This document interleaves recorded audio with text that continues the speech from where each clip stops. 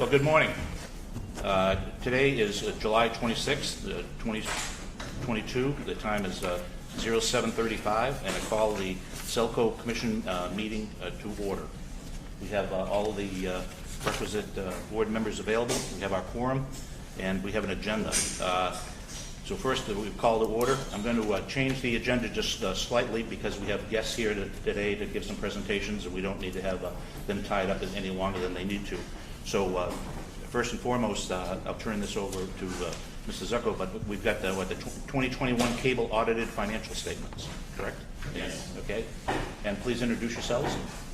Hi, Board. I'm Tracy Vaughn of Boulay Somebody Associates. This is Adam Truxer with our firm. Great. We've been driving for several years, so thank you again for having us do your audit. And we're here just to present the cable financial statements today. I hope everybody has a copy. I do intend on rejecting it. You guys all have PDFs. No, we're good. Of course, the first page is always a table of contents and run down what the pages are going to be as you go forward. The first report is a 3-page report. That's actually our opinion. You'll notice this year there was a change in the report. It's just really the presentation. What the AICPA decided to do this year was to make the opinion be the very first paragraph, so you can see what is actually happening and what our opinion is.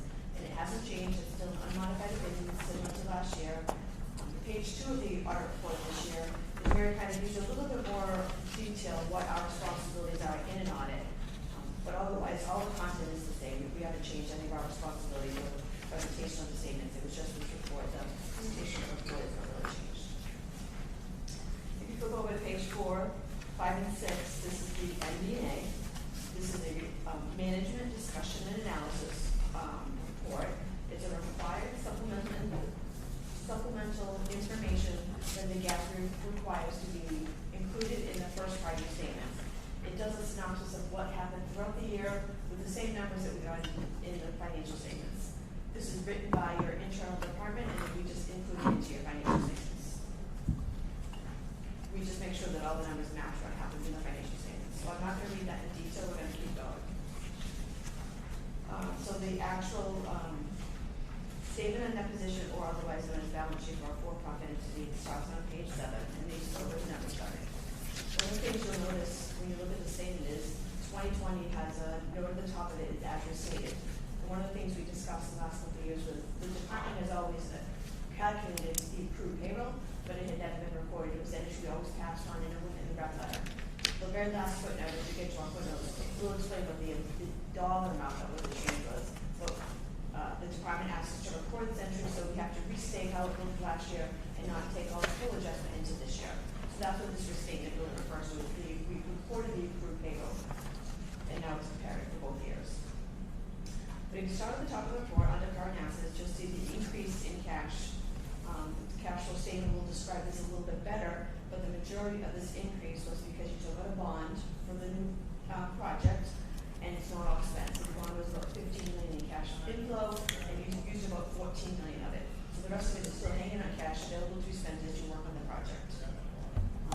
The other, I think, other big change that you'll see in the current asset section is the prepayments went down from $308,000 to $167,000. That was just a timing of a payment that was made close to the end of December in 2020 for some hardware that you had purchased, which amortized itself out through the end of the year. So there's only $167,000 of other prepayment items that the cable divisions had. Down now under the non-current assets, you'll see this year there's a net pension asset.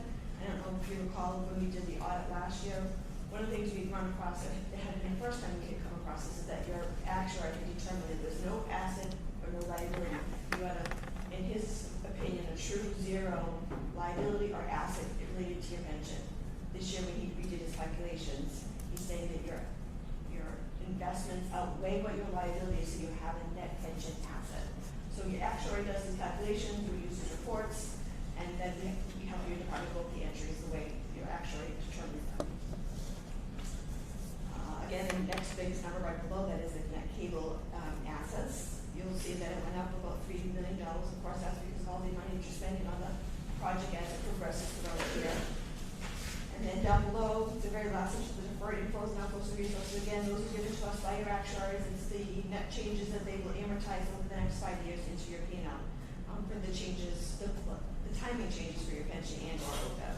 Those will fluctuate, again, they come from your actuary. So overall, your net assets are $70 million over $49 million from the year before, again, primarily because you still have a lot of unspent cash for your price project. If you go to page 8, this is where we show all your liabilities in your net position at the end of the year, starting with accounts payable. You probably should rename this and call it accounts payable and accrued expenses, because in this number you see it went up $400,000. This is also where we reported the accrued interest that's due on the bond we have, as well as the accrued payroll. So that between those two items, that was $100,000 for the accrued payroll and $200,000 for your interest. So that's the biggest changes in that number. And then, of course, the next 12-month bond payment is the $658,000, so that was due as well for this year. Then the bond payment is 12.4.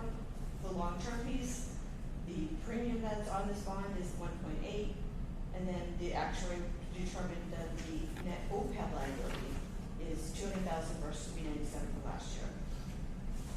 Down below that, you'll see again this is deferred inflows of the pension and OPEB again determined by your actuary. For timing differences that will be amortized into your profit and loss statement over the next 5 years. Down on the bottom section, under the net position, the invested in capital assets, there is a footnote that gives you a little bit more detail on that, but this one represents what you have invested in your plan, plus the bonds that you've spent, which is a restricted portion of your net assets. And then you have an unrestricted of $37 million over $31 million, which is a very healthy unrestricted net position for a department.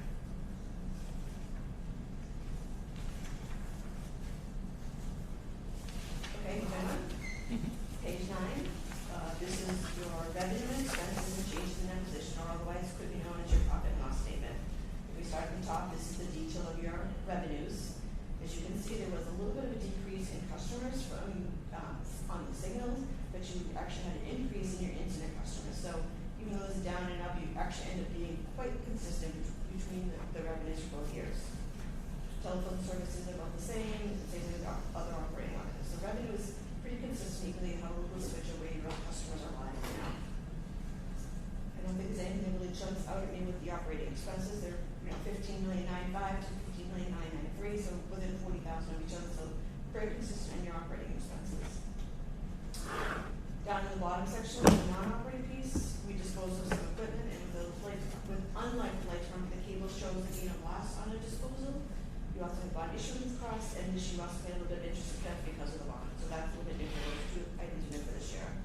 But overall, the net income for the company this year is $4.8 million, or 5.1 for last year.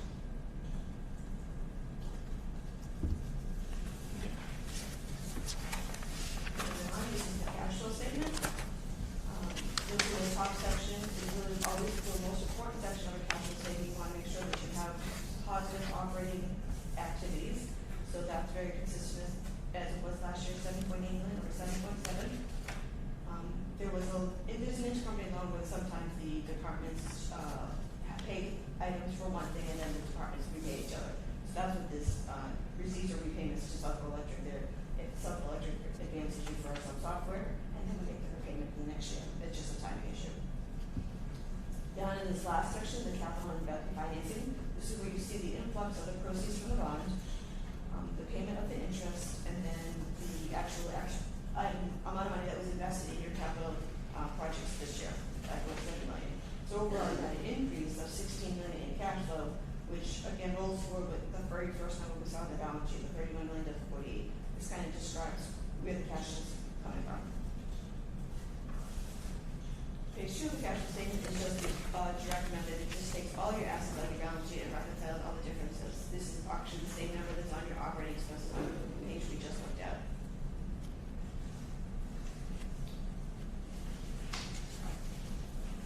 Page 12 is the presentation of the OPEB trust. You have $1.4 million invested in the trust versus $1.3 million last year.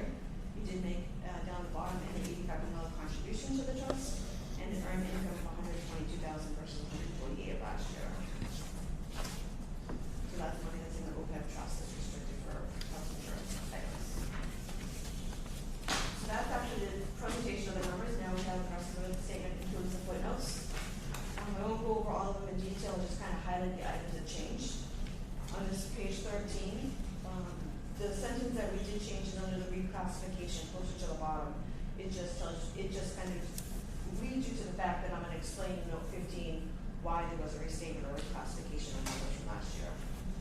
Everything else is pretty consistent according to the regulation presentation, your materials and supplies policy. On page 14, up under the cash and cash equivalents, we have to requirement any non-cash items that happened. So we paid the bond issuance costs through the bond proceeds, so that's what was a non-cash. We didn't actually pay it out with a check, it was deducted from the proceeds of the bond. Use of estimates the same, prepayments the same. The allowance, there was a change in allowance when the department does their evaluation of what their allowance for doubtful accounts should be. They opted to increase it another $6,000.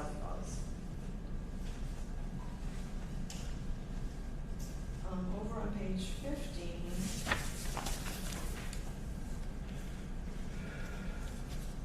I don't really think there's any changes on this page. Oh, I know, under the compensated absences, what we are doing here is we are including in the $226,000, that is actually accrued vacation time as well as the accrued payroll. So it's quite a bit different between the year before, which was 130, because that was just accrued vacation. So that's kind of a, I want to just point that out. It's not like accrued vacation only went up, it was both accrued payroll and vacation under that number. Could you describe that a little more? What are we talking about?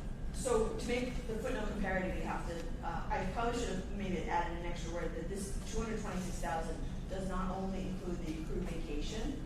It was like $120,000 accrued vacation, where last year was $130,000. It also includes about $107,000 of accrued payroll this year. But why was there a change in the vacation policy or No. additional employees, or what's the cause of it? Or people just didn't take vacation. No. The accrued vacation is very consistent. It was $120,000 for 2021 and $130,000 for 2020. But why this number goes up so much is because we also included the accrued payroll, which was the first, we should have included last year's.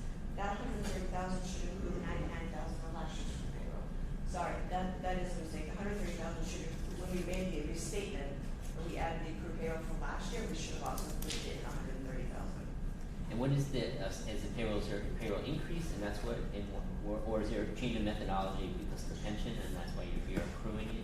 I'm just trying to figure out Accrued payroll is always something that they've always calculated. Accrued payroll happens at the end of the year when your last payroll gets paid like the first week of January for the last 2 weeks of December. Right. And we've always just passed on it because the change between the two was only about $12,000 between the year. So when we started auditing it, they had never recorded it. They always did the calculation, but the previous audit never recorded it. We never decided to record it. And then the last couple of years, the department asked us if they could record it. So we just had to make sure we included it in the statements. It's always been done, but it's, when you look at it from year to year, if there's not a big change, do we really want to take on and do the restatement? But this year we decided to do the restatement. Okay.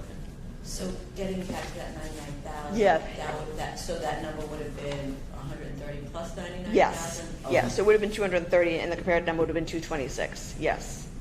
So, but when you said the accounts payable, so there's a $400,000 difference in the accounts payable, you said mostly had to do with accrued interest, which was With 220,000 of accrued interest. right, and then the balance was About 107,000 in the accrued payroll. 107. Yeah. And a lot of that has to do with then the carryover of the way the day falls on the Yes. payroll. Yes. Okay. Yes. Yes. Yeah, because the accrued payroll change was like 99,000 last year to 107,000 this year. So it's just a little bit.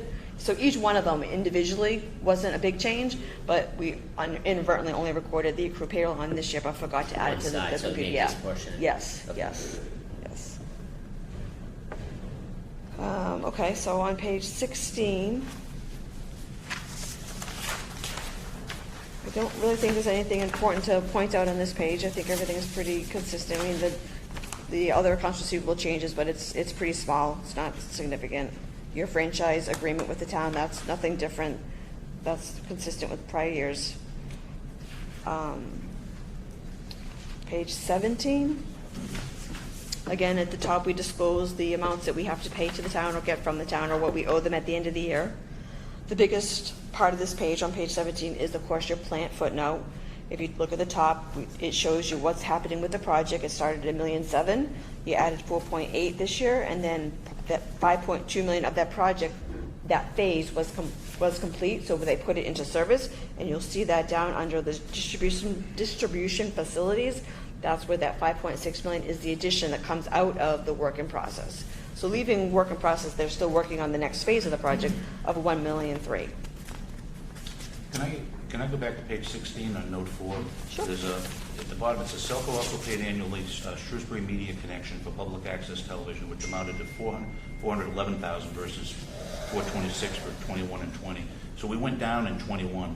Is that amount that we paid for SMC based on the actual cable subscribers? So as people cut the cable, that amount of money going to SMC also gets reduced? Yes. Is that my Yes, understanding yes. of what happens there? Yes. I just want the public to know that, I'm glad they're putting some money in their pocket by cutting the cable, but they're also cutting off their hand for the great things SMC does, but it's a separate issue. Okay. Okay. So the overall biggest change from the 15 million, the very bottom number, the balance at the beginning of the year, 15,445,000, to the end of the year, 18,586,000, is the addition of that 5.6 million that was the work in process of the fiber to the home project that you're working on. The first phase has been completed that we put into to service.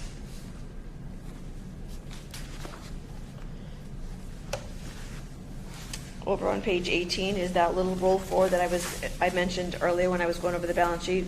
This roll forward tells you how we determine what's invested in capital assets for the restricted part of your net assets. It's the gross cost of plant, it's the accumulated depreciation, less the bond that you have spent so far to date. As you spend more bond money, that'll be a reduction of what you're invested in your capital assets. So your restricted piece is 14 million versus 15 million. Page 18 starts the footnotes that relate to the OPEB trust. These are consistent, all very similar to last year. There's no wording changes in all. This page starts to explain to you, it's a description of how the money at the OPEB trust is invested. If you go over to page 19, it'll show you the detail. It's all in mutual funds, and there's a small piece that's in a money market account. So this is all Compared to other entities that you audit, we're in pretty good shape. I think we're in very good shape. You're in very good shape. Yes, very good shape. You're unfunded, as we saw in the balance sheet, is only $200,000, which is phenomenal because a lot of departments don't put the money aside towards this investment. And you can use it you can start to use that. People think that when they put this money aside that they can't use the money, but you can use the money even though it's invested for health insurance for the retirees as you need. It's not something you put aside and then you can't get at. Page 20, at the bottom is the most interesting part here. It shows you what your actual liability is versus what you have invested. The reason this number is 1.4 versus what we saw in the balance sheet is the timing. This is a June roll forward, so you're actually just as a June, but these financial statements are as December. So when I do the presentation on your balance sheet over here, I use your December balance, but this is what the actuary had when it's a June, when it was done in June. And you can see at the very bottom sentence, he's saying you're 87% funded versus 74% the year before. It's very hard to get to 100% funded because the actuary makes assumption changes in the year, so it'll fluctuate from year to year. So to be 87%, you're in very good shape. Page 21, the very bottom of this page, well, not the very bottom, but the closest to the bottom, where it talks about the change in the discount rate. This is the rate that is determined by the actuary, and it's supposed to present or show the presentation of if he changed his rate and used an 8.5, your liability would go down to 184,000 versus if he used a 6.5 rate, your liability would have went up. So you can see your change of 1% doesn't really dramatically change your liability in either direction. In some departments, when their liability is much higher, a change of 1% is a bigger swing. If you go over to page 22, there's several numbers on this page, but the ones I want to draw your attention to are the ones at the bottom where it talks about the deferred outflows of resources. The next page will be the deferred inflows of resources. This bottom number, the 179,000, will be the one that you see on the balance sheet, and it gives you kind of the differences that the actuary has determined that rolls up into those changes that'll be amortized 5 years into the profit and loss. So change in expected and actual experiences, change in assumptions, difference in the investment rates, and the contribution that you made. So that's all the changes that go on to the balance sheet. Even though it's one number here, it's more detailed on what those changes really relate to.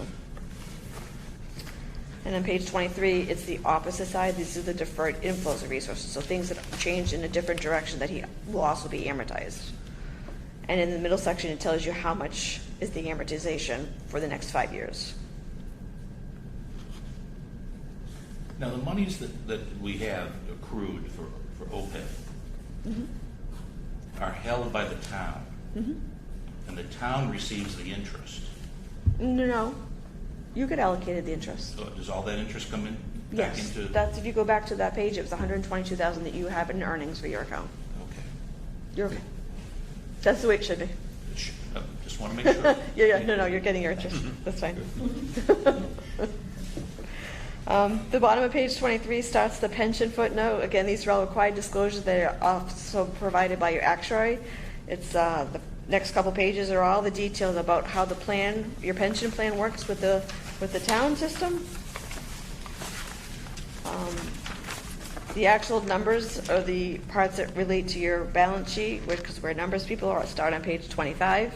Again, these are the details of his differences in the deferred outflows or the deferred inflows between, again, the actual and expected experiences, the investment rates, his changes in his assumptions. You can see where on this one, his change of assumptions, because remember I mentioned earlier that last year he determined that you had no asset or no liability, but then he made some changes to his assumptions, and that actually gave rise to some of these changes, and that's how that $634,000 came to be. Page 26, we netted in this presentation the net of the inflows and outflows that are going to be amortized over the next 5 years into your profit and loss. So it'll be the effect of what happens. Page 27, the bottom of the page 27 is a similar footnote presentation as what I just explained to you for the OPEB one. The change in a 1% discount rate up to 8.5% would give you almost double an asset, and if he decreases his rate, it would go down, not double, but, well, actually it would be right, because it's a $600,000 swing in the other direction as well. So that as your numbers get bigger, like I explained, your changes get bigger as well.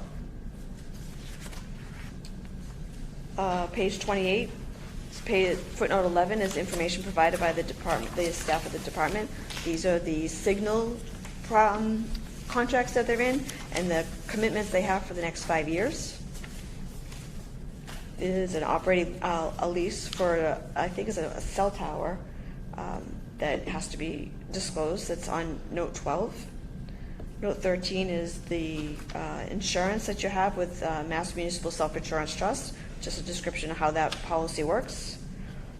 Note 14 is the description of the new bond that we talked about that you got for this fiber to the home project. Do we know why it says interest rates range from 5% to 2% over the term of the bond? Is it? Yes, if you, where did I read that? There was a repayment schedule, as I remember, that the first 10 years it was one repayment schedule, and then in the next 10 years there was a different repayment. Yeah, it's a Right? 5%. Interest goes, it was going Yep. down the ones that you had the bond. So you accrued for the 5% and then over after Yeah, 10 years. I will, so the next interest payment that's due in the next 6 months, whatever was the portion that belonged to 2021 is the part that we accrued. So if it was like June to December, we accrued that piece. The 5%. Yeah. Yeah. And there's a schedule that they provide us that Yeah. we know what it is. Then on page 29 tells you the next 5 years and then 5-year buckets thereafter for what the payments are going to be for both interest and principal. And then note 15 is again what I mentioned when I first started, that this is the restatement, the detail of the restatement footnote for 2020, where we adjusted the accrued payroll. It was $99,000 by the end of 2020. The effect on that profit was $13,000. The amount previous to that year was $85,000. So that was a restatement that we did there. Then page 30, 31, and 32 are all required supplemental information required by Gatsby for pension and OPEB. It gives you the historical trends. These schedules will go up to be 10 years, but it's all information that was already just gone over in our footnotes, but they just thought it was nice to see it in a year-to-year combination of years. So I'm going to skip over those. And then last pages 33 and 34 are informational, not required supplemental, but supplementary information the department likes to include, and there's a little bit more detail on what the operating expenses by category would amount to if you were interested in what their fluctuations were. I won't go over anything on that.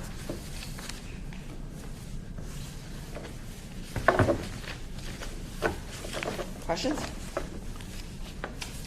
Board members, anybody have a question? Thank you. I have one more report. Yeah, I can discuss the I have one more report, the internal control report.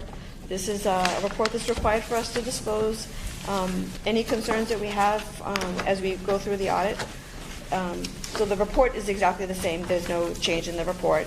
The last page is where we actually tell you what our concerns are. The drafting of the financial statements is something we've had in your statements, in your internal control report for years.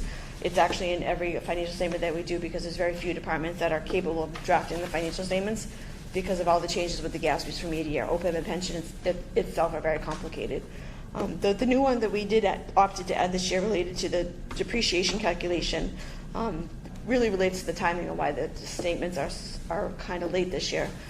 There was some unforeseen calculation errors that we had to work through and to determine whether there should be another restatement footnote, which we opted not to do, and to table that until next year. I believe the department's putting a new software in place that's going to load all the fixed assets, but hopefully will resolve or show where the problems lie, if there are problems. And then at that point, we'll determine whether we need to do a restatement footnote. So basically today our fixed assets are built in lump sums, and we're going to be moving to more of a by item as much as we can, as much of the historical detail as I can find. When me and Tracy were speaking, I said, information can only go in the system one way. If all of a sudden we find out that certain numbers don't tie, we may have to do another restatement in 2022. So because we can't, with the amount of detail and the effort that I was looking into to understand what the issue was, since we couldn't really identify and understand it in full, we opted to say, okay, instead of having two restatements, I'm going to be going into a much deeper analysis of these. Let's wait, have that analysis, and see if the stuff flushes out there. Because after about 4 weeks of looking into this, there were certain discrepancies that we really just couldn't tell if is this supposed to be on the historical sheet, isn't it? And there wasn't that backup. So knowing that this was coming, we decided to say it's not a huge material correction yet. We're going to take a look in 2022 and make the restatement that. So it's a legacy issue that's been kind of floating. Yes. And now we've nailed one foot to the floor. Yep. And as you guys go around in circles, you're going to try to figure out how to actually physically state exactly what we're supposed to be doing. Yeah, and we're going to make everything more detailed. So this way, and I'll give you an electric example because it's going to happen on both sides, but we're going to be going through some decommissioning of a substation in a couple of years, I'm told. Well, right now, with the way things are, to really have the detail and understanding of how much of that is still left on depreciation, how much of that should be coming off the books, all of that is really tough to analyze based on the information provided. So, we also have some consultants that can help us determine things from a historical value cost, but we're going to try to break things out. So instead of just being structures and buildings, it would be by substation. If we add something new like a roof, we have the roof, so we can watch the depreciation schedule flow out easier. Same thing with the vehicles and whatnot. Yes, with everything. As much as we can. Yep. We'll be doing it going forward, and we're going to try to get the historical. My preference would be to have it all there. It's what's realistic. Any board members have a question? No? Well, in prior years, this is the process that was in prior years inadequate, but it hasn't been disclosed. The process that was working when Adama was here was working just fine. Back in 2015, I don't know if you recall, we did a big restatement in that year, like a $2 million restatement. When we were working on our audit for Braintree, their cable division had gotten very old, and when we were working on depreciation for that department, we realized that it got to a point where there was no depreciation left. We're over depreciating, so we went back and we tried to evaluate what was happening. And unlike a light department where you can just take 3% or 5%, whatever you apply for, you can just do that on the beginning balances of the assets. Cable divisions work a little bit different. When you buy an asset and you say it's a 10-year asset, at the end of 10 years, it really should stop. and just be there. I mean, you depreciate it for 10 years. It's more like a business. You buy a vehicle, depreciate it for 5 years, and at the end it stops. With the cable division, we weren't stopping. We just keep taking all the depreciation. So we had over-depreciated a bunch of assets. So Mike went through and spent a lot of time and reevaluated his schedule. The downfall was it's in Excel. When you get into a complicated Excel schedule, there's going to be formula problems. But he was very happy with the way he came up with his adjustment. I audited. I was happy with his adjustment. It's coming to light now that there could have been more depreciation that he should have disposed of, which he didn't. So maybe the adjustment should have been a little bit higher, quite a bit higher, but it's undetermined. So but from that point when he developed this schedule, he and I were on the same page that it was a working schedule that you could tell when a life was going to stop. So we were very comfortable with it from 2015. Unfortunately, I think when he left, maybe transition didn't go as smoothly as possible, and the schedule wasn't upheld for 2020 or 2021. So when we started to audit this year, I asked for a copy of his schedule, and it wasn't being done. It had gone back to a light department, 3% or 5%, whatever percentage it was, which is fine because you're still getting a straight line approach, but the depreciation amount that you would have taken in one of those years could have been more or less, depending on what's happening in that year. So we tried to first work the 2019 amount, and then it came to light that we thought that maybe there was more wrong with the schedule. So that's when we started to go back and forth with what is the right schedule, what is the right amount. So then I just said that we needed to table this because I need to get something to the board now that makes sense and looks reasonable. Right. So we try to just get this to this point. So we know there's something coming. We don't know what the amount of it's going to be, but it's going to be related to a depreciation, whether it's over or under cumulative depreciation. We may have been doing an aggressive depreciation, didn't realize it for the last year or two. That's a great explanation. Thank you. Makes a lot of sense. Right. Anyone else? Tracy? No, I'm set. I'm good. Okay. Okay. Thank you. Thank you. Thanks for coming. See, I guess we'll see you even less than a year from now. Yes, unfortunately, yes.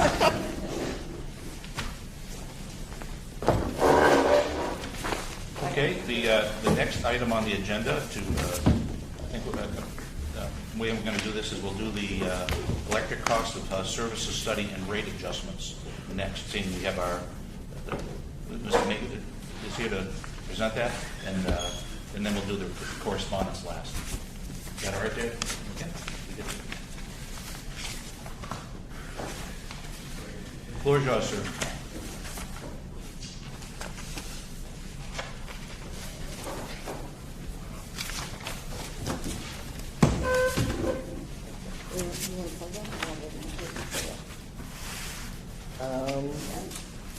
Yeah, why don't I sit over here and you flip the screen, then I can actually see the screen.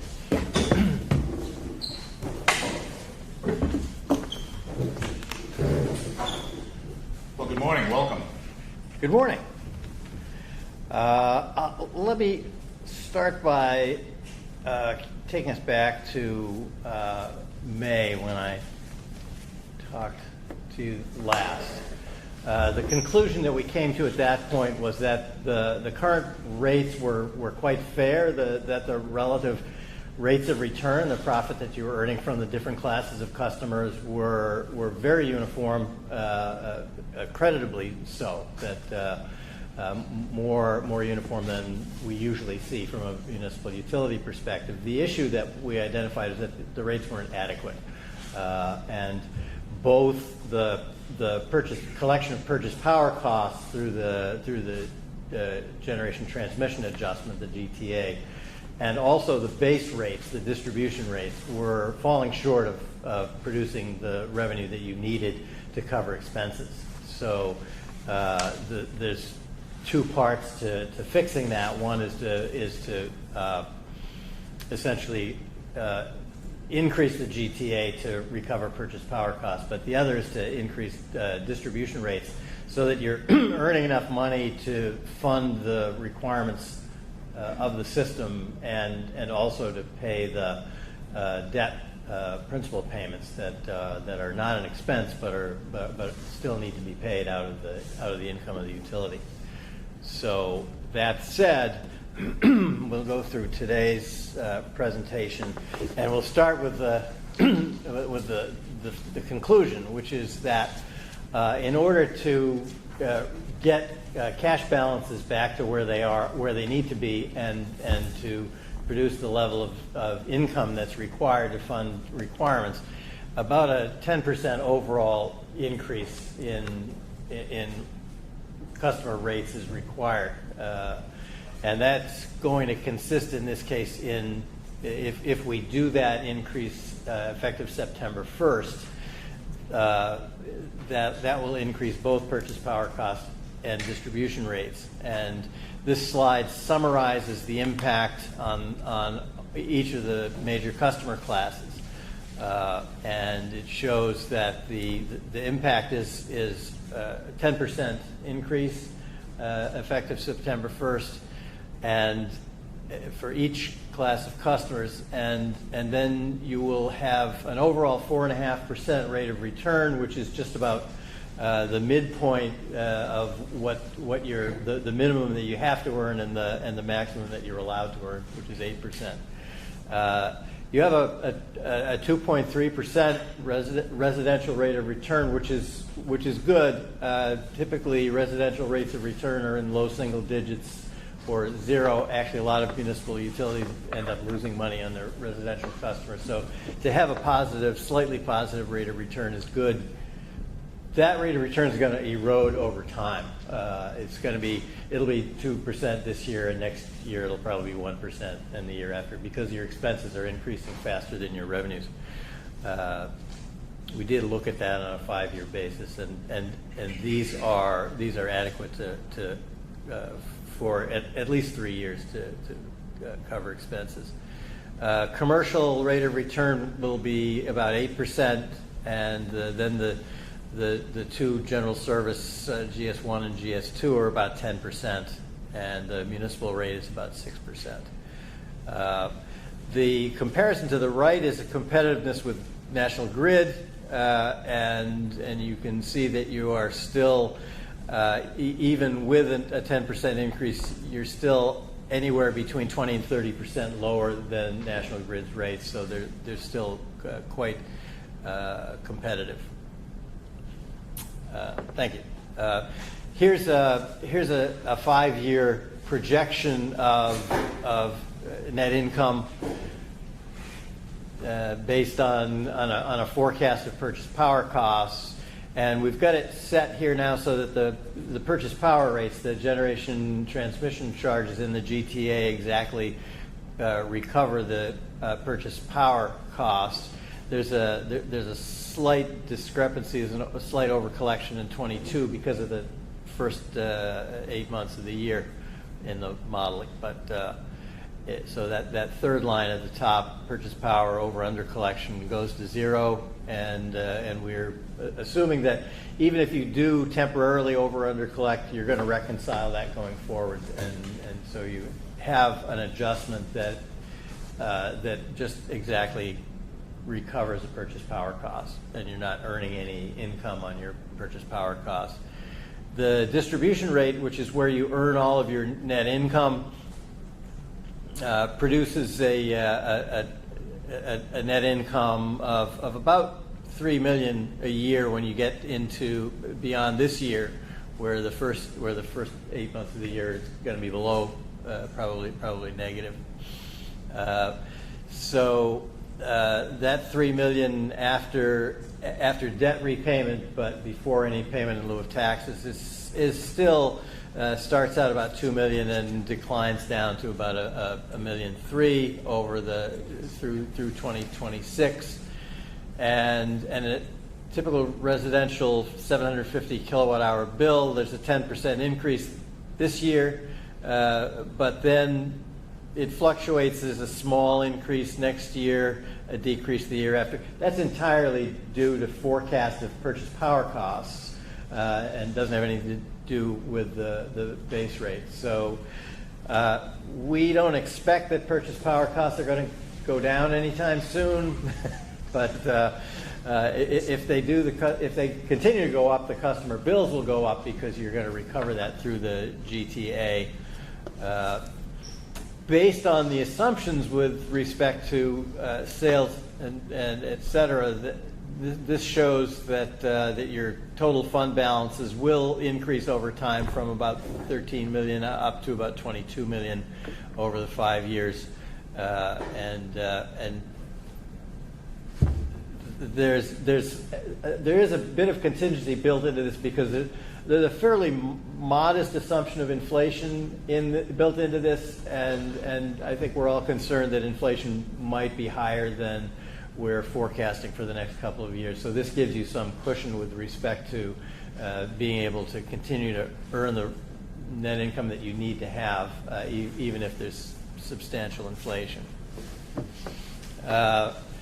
This shows visually the same information that was in the table in the previous one, the change in average rate, 10% in 22, then less than roughly 1% in 23, slight decrease in 24, all due to forecast changes in purchase power costs. And then you can see the fund balances going up to maintain some healthy reserves. Just a question on that. Yeah.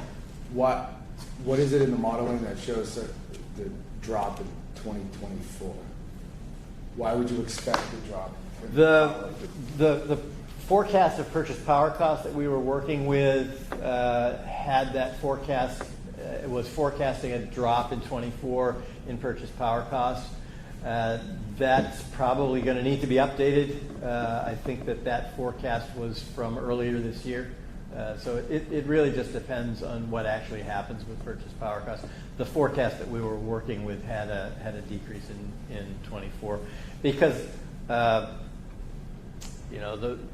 actually if you look at forward market prices for energy right now, you do see that. You do see that pretty sizable decreases even in 23 and 24. Whether those materialize or not depend entirely on what actually happens in energy markets. We can only work with the forecasts that we have right now. Yeah.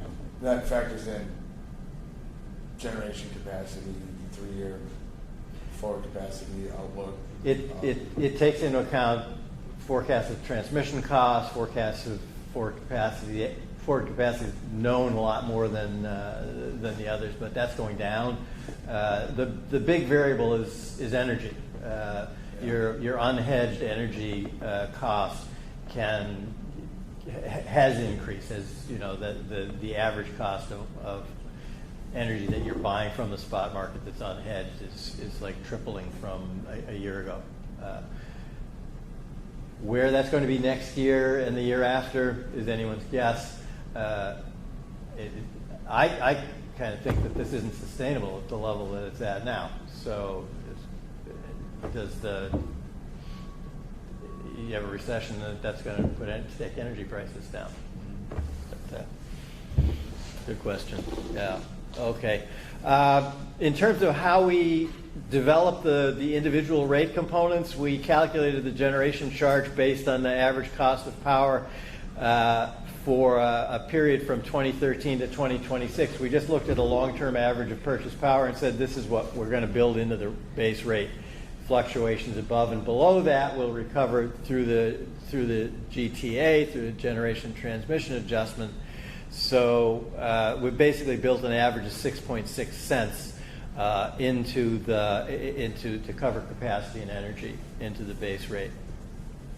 Then we calculated GTA based on the new charges that are built into the rate, the new generation charge and transmission charges, and that results based on the forecast for the rest of the year of about a GTA charge of about 1.3 tenths of a cent.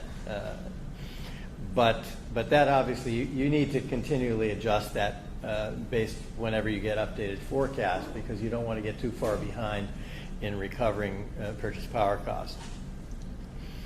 We also recalculated the PASNY credit, which is now going to be renamed the NYPA credit. It's New York Power Authority, federally subsidized hydropower that we get from the Niagara project. The value of that has actually increased significantly because of the market cost of energy. It's worth quite a bit more than it had been. So we're recommending to increase that NYPA credit to about 0.66 cents a kilowatt hour. And so this is how the residential rate will shake out.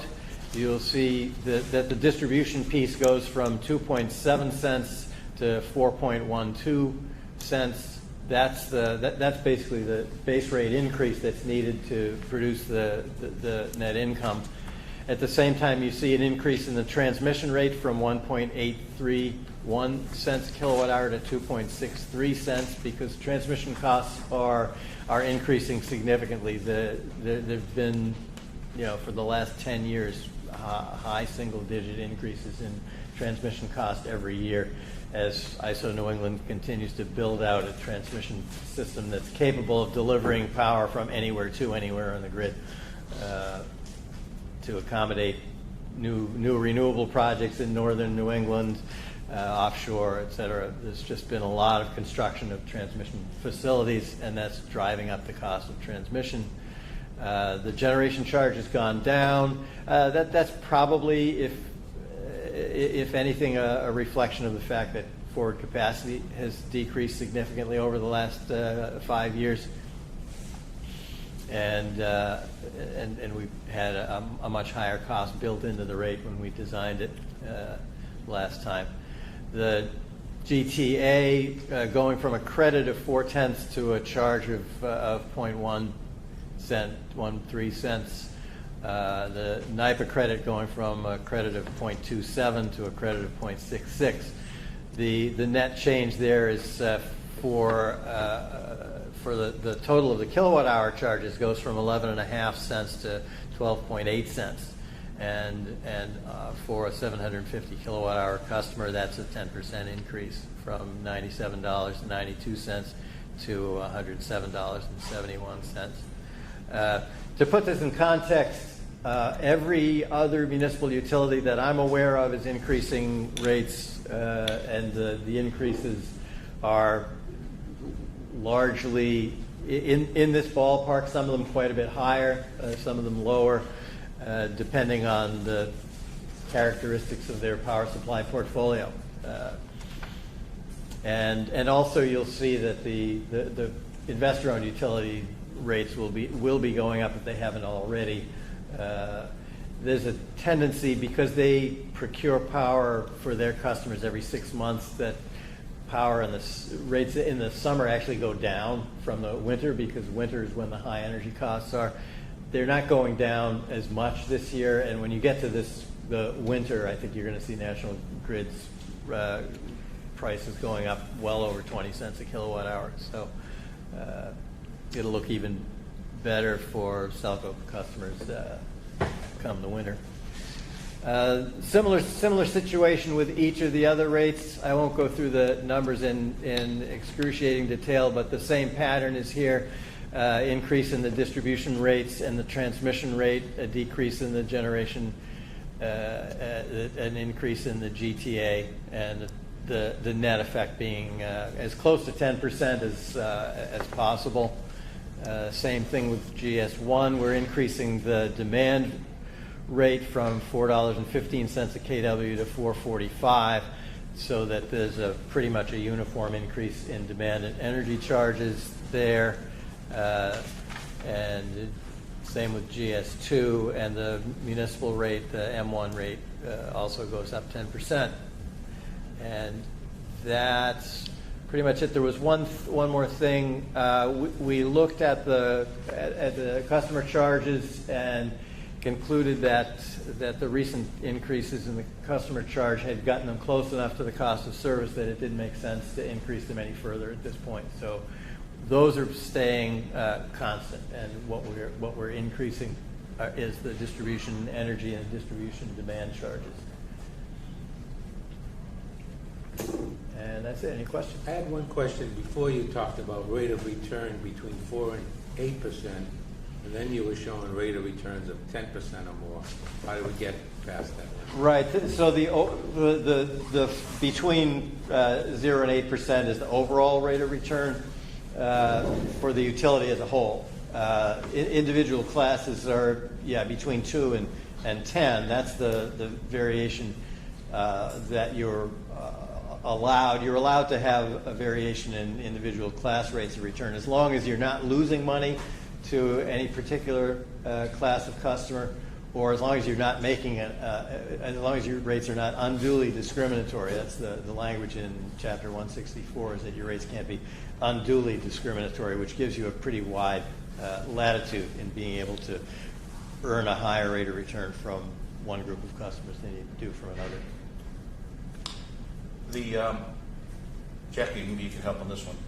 If I have solar on my roof, I don't yet, but if I had solar on my roof, am I going to be able to pay off, get more money from the town by pushing it back?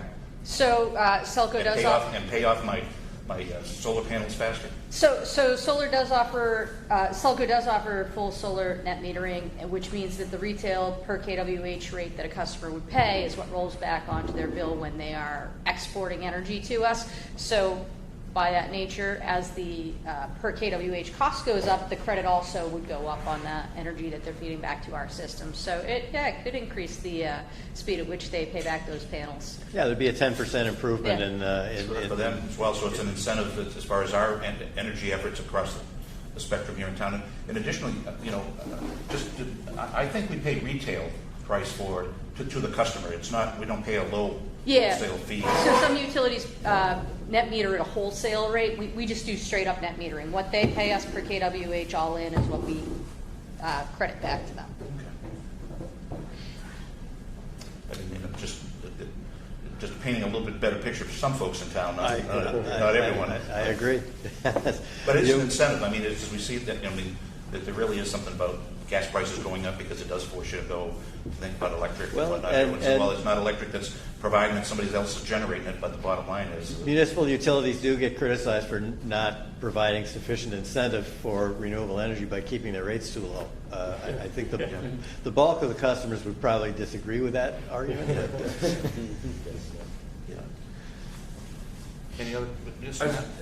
A general question, I think maybe more applicable for this group first, but the September 1 date, historically, what has been the cadence of our looking at rates?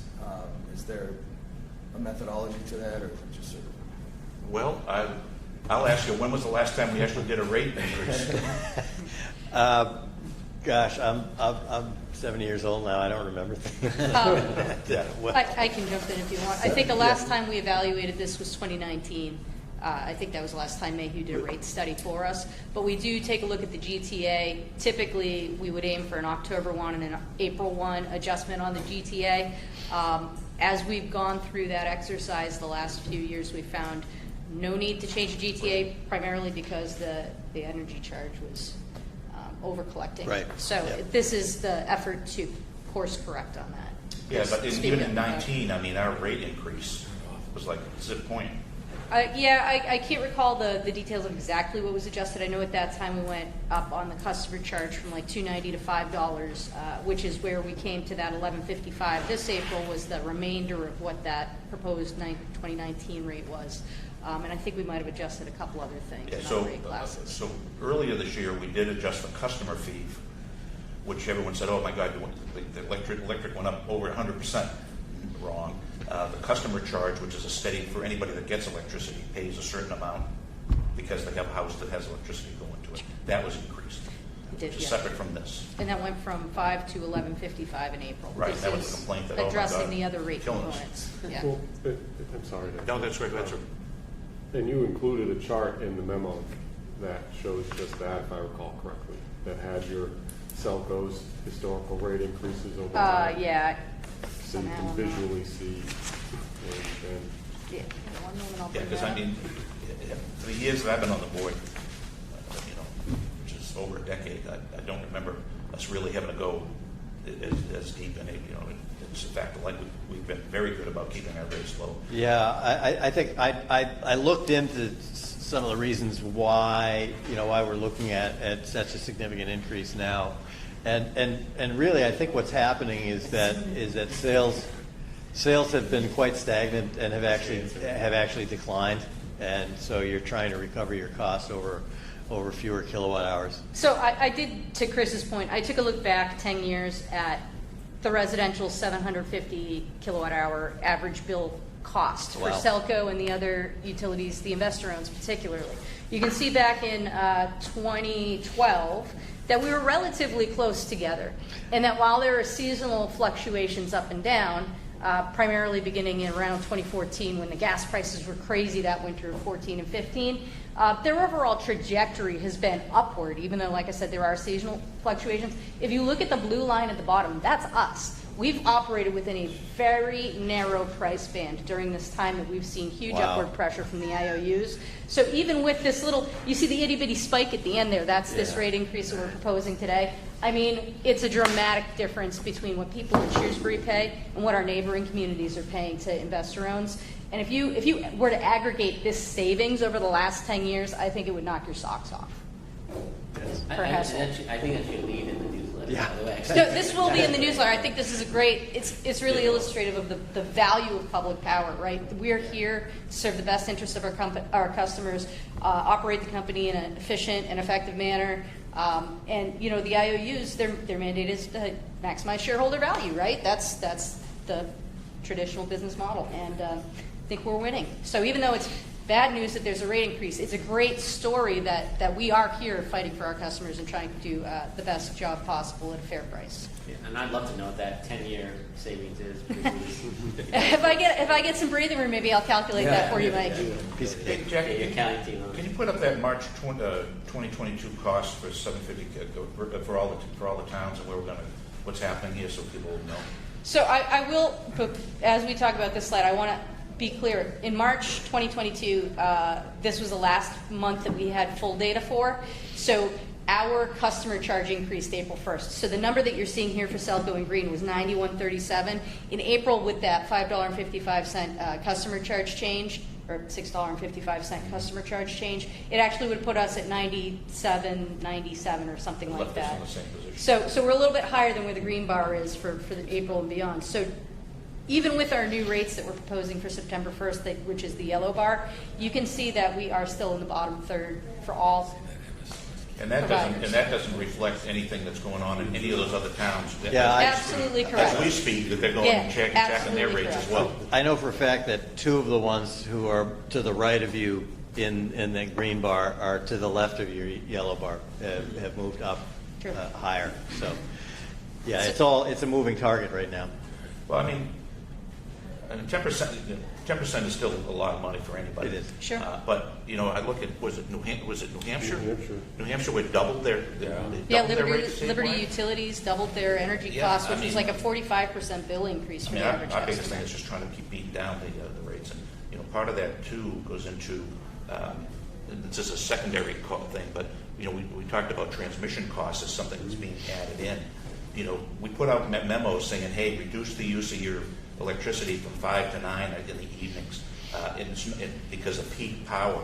Well, part of that reason we're doing it, besides the fact we don't want to overload the circuit and have so much electricity and the heat and the failure of electricity, is also the folks that run the transmission lines base their rate that they're going to have us pay on how much we're using between the hours of 5 and 9. We don't know what day of which day of the month they're going to do it because they do it on a monthly estimate. But if we can keep the peak down, peak shaving or whatever, then that rate that we pay for transmission costs. So part of the thing that I'm pointing out is, as a regular customer sitting at home, is that when you do see that we're trying to reduce the use of electricity between 5 and 9, one of the things you're helping us do is reduce those transmission costs. Oh, yeah.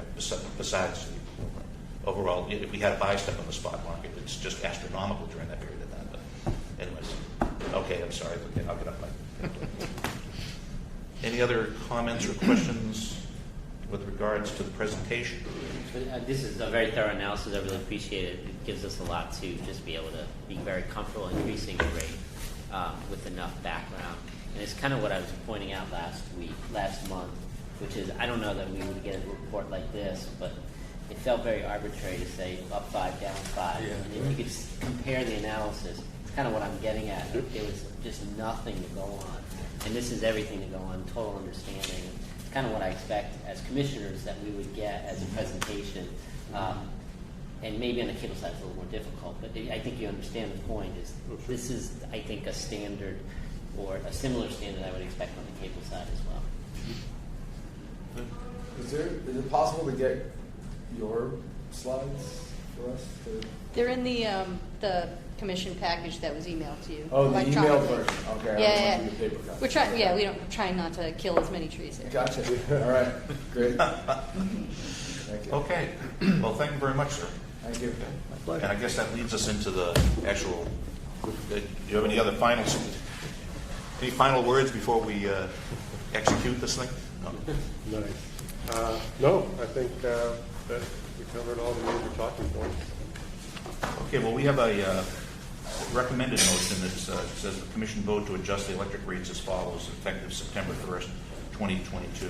And those are what are on the screen, but basically residential would go to 12.82 cents per kilowatt hour.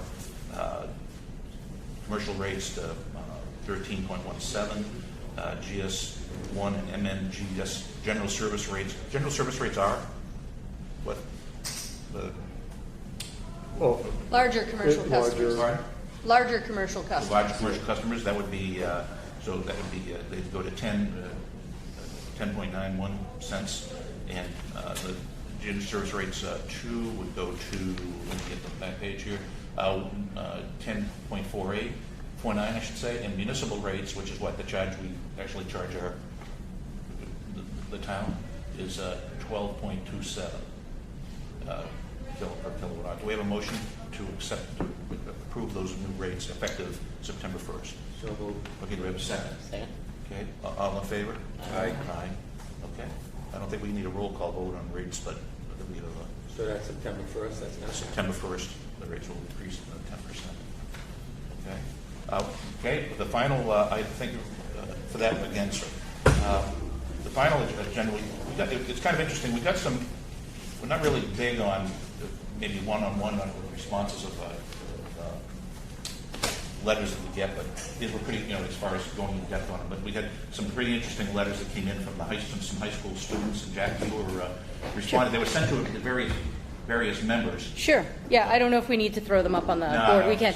So this year, and I don't recall this having happened in the past, but all of the junior students at the high school were required to participate in a civic action project. So they were enticed or instructed to write to local government officials, local organizations, anybody that they could think of that could help effect change in their community. So my daughter's a junior. She was trying to get the dress code changed at the high school, right? So she engaged one of the superintendents, assistant superintendents. So we did receive 3 letters as a result of this project. 2 of them were related to street lighting, in particular how it relates to young drivers and safe, better visibility results in safer driving, and they'd like some street lights put in around Dean Park somewhere. And then the other one was about adopting solar canopies in all public buildings. So while all of these letters came to us, none of those things are actually, our action items. So I was able to connect with the students and point them in the right direction for the process to request street lighting through the town. If it goes through their approval process, we would install it. The other one was the solar canopies. I directed them to the Public Buildings Department and indicated that there is a new solar canopy going in with the police station. I also provided that student with information on our sustainability report, our power supply mix, our roadmap to net zero by 2032, and all of that. I haven't heard back I CC'd the teacher on all of these responses. Haven't heard back from either the teacher or the students. It seems they did this right at the end of the school year, so I don't know if there'll be any follow-up in the fall once they get back to school. I don't know if this is a multi-year project for these students or if it was just a one-time thing, but it'd be interesting to see if this happens again next year. And to be honest, I love seeing our young folks get involved in the community in this way. So I'll happily write response letters to as many people as sends us requests for this kind of thing. So. Great. Yep. Any questions on that, guys? I think you all saw the letters. Yes, Good. great. Thank No, you. they were very good. Actually, it'd be good, hopefully, with our new communications pro from Dover that we brought on board, that Val Clemmy, I guess it is. Yeah, Val Clemmy is here today. She's joining us. She's our new communications coordinator, and she's coming to us. She's got experience with the town, worked to the town manager's office, and then in the town clerk's office. So she's a great win. She's going to be hopefully the main point of contact for you folks to put these commission packages together and handle correspondence going forward. But things like this, that we work with a teacher about doing it earlier in the year where the person sends a letter. We can actually work with those students as part of their internships and whatnot that they're trying to do, that they can be walked through the government process so that they become a more valuable citizen. So I actually, this teacher was on the Colonial Community Connections Advisory Board that I was on through Jane Lazat's group, trying to form community connections. So I'm actually planning to reach out to her at the beginning of the school year to see if there's a better way to facilitate this kind of project, exactly for that reason, Bob, so it's not just dangling out there at the end of the year. Yeah. Yep. I think it's value added because then more people learn a lesson from it. So we used to have civics in class. Is this kind of like? Yes, so I believe, I believe this is a social studies class. Studies. It's a civics class, I believe, that they're engaged with. I had worked with this teacher before, actually, to bring the C-SPAN bus to the high school a couple years ago to talk about elections and coverage of Congress and what C-SPAN does. So we were able to facilitate that through our connections on the cable side. So they've got great programs at the high school, and this is just something I haven't seen before. And the police station canopy is that's the one on the parking area? Yep. Are they putting panels on that afterwards? There's no panels there now. Yeah, they have all the construction going on. Yeah, I figured they put final the top last thing, right? Yeah. What's the teacher's name? Geez, yeah. Had to ask that. I think it's on. Yeah, let me see that real quick. I'm going to murder it, but I think it's Di Francesca. Yes. Yep. Like, perfect. Di Francesca, yep. So, yeah. It's kind of interesting. You talk about these projects the kids are doing.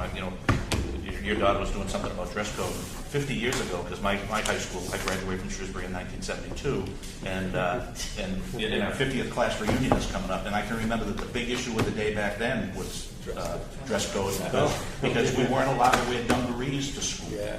Well, the more things change, the more they stay the same, Bob. Back in the day. Back when they called them dumb. That's right, yeah. And you could hitch your horses up to the front of the school. Dungarees.